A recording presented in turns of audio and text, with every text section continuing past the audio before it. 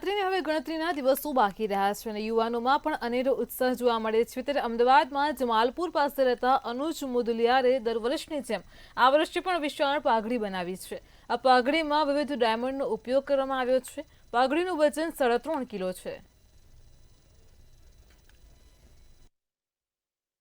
નવલા નોરતાની હવે ઘડીઓ ગણાઈ રહી છે ત્યારે અમદાવાદના પાઘડીમેન કે જેઓ દેશભરમાં જાણીતા બન્યા છે પોતાની અવનવી પાઘડીને લઈને।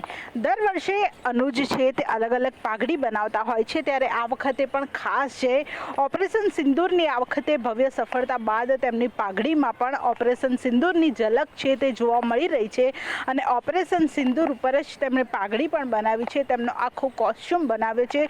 છેલ્લા કેટલાય વર્ષથી આવી અલગ અલગ થીમ ઉપર તેમણે પાઘડી બનાવીને એક આકર્ષણનું કેન્દ્ર ઊભું કરતા હોય છે ને હવે તો આખી દુનિયા તેમને જાણી ગઈ છે અને પાઘડીમેન તરીકે તેમણે એક ઓળખ પણ બનાવી દીધી છે। અનુજભાઈ, આ વખતે ઓપરેશન સિંદૂરની થીમ તમે પસંદ કરી છે, કેટલો સમય લાગ્યો, કેટલો ખર્ચો થયો અને કેટલા કિલોની આ પાઘડી છે? મારું નામ અનુજ મુદલિયાર છે। હું ઇન્ટરનેશનલ ડાન્સર છું। હું દર વર્ષે અલગ અલગ થીમ ઉપર પાઘડી બનાવું છું। આ વખત બી મેં ખૂબ સરસ પાઘડી બનાવી છે જેનું નામ છે ઓપરેશન સિંદૂર। ઓપરેશન સિંદૂર એટલે આખા દેશને ગર્વ થાય એવું નારી શક્તિ જે આપણે જેને કરી બતાવ્યું છે આપણા દેશનું નામ રોશન।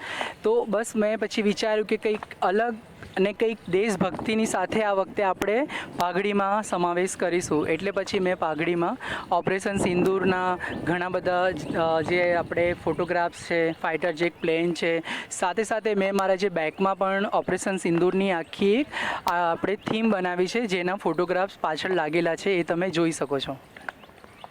એટલે આવી રીતે આખી પાઘડીમાં તેમણે જે ફાઇટર પ્લેન છે તેની સાથે સાથે જે રીતે ઓપરેશન સિંદૂર આખું ચલાવવામાં આવ્યું હતું અને જે જવાનોએ જે સિદ્ધિ મેળવી હતી, પાકિસ્તાનને પરાસ્ત કર્યું હતું, તેની આખી ઝાંખી છે તે પાઘડીમાં કંડારવામાં આવી છે અને તેમના કોસ્ચ્યુમ ઉપર પણ જે સોફિયા કુરેશી છે તેની સાથે વિંગ કમાન્ડર વ્યોમિકા સિંઘ તેમના પણ જે પોસ્ટર છે તે લગાડવામાં આવ્યા છે। રાજનાથસિંહ જ્યારે જવાનો મળ્યા હતા, વડાપ્રધાન ખુદ જવાનોને મળ્યા હતા। આ તમામ જે યાદગાર પળો હતી તે તમામ જે યાદગાર પળોને પોતાના કેડિયામાં કંડારવામાં આવી છે। અનુજભાઈ, કેટલો ખર્ચો થયો અને સમય કેટલો લાગ્યો હતો?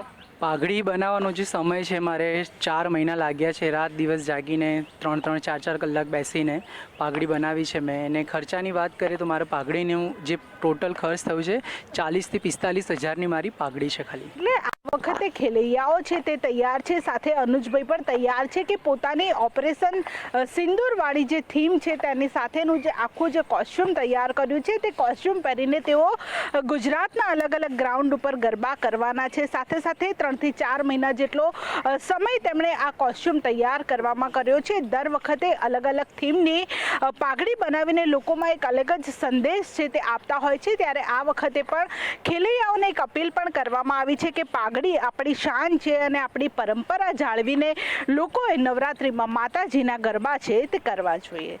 કેમેરા પર્સન પૂજન બ્રહ્મભટ્ટ સાથે કિંજલ બોરીસા, મંતવ્ય ન્યૂઝ, અમદાવાદ।